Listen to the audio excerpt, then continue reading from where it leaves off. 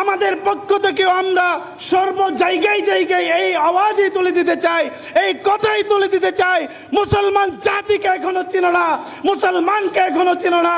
মুসলমান প্রত্যেকের অন্তরের ভিতর এই ধারণাই লালন করে যে আমার নবী হচ্ছে আমার ঈমান, ঠিক না বেঠিক?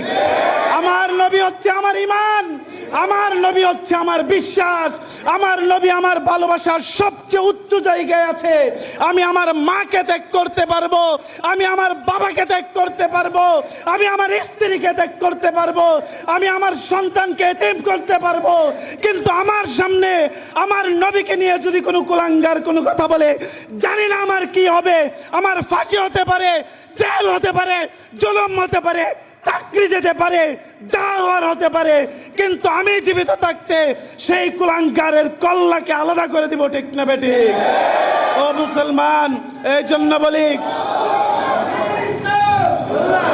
এই জন্য মুসলমান বলি, শেষ বলে দেই, রাখাল রাহা নামের এবং তার সাথে জড়িত যেই নাস্তিকগুলো বাংলার জমিনে বসে আমার নবীকে নিয়ে এখনো গালি দেয়, আমাদের ধৈর্যের সীমা যদি শেষ হয়ে যায় তাহলে মনে রাখতে হবে তাদের এই বাংলার জমিনে আর ঠাঁই হবে না।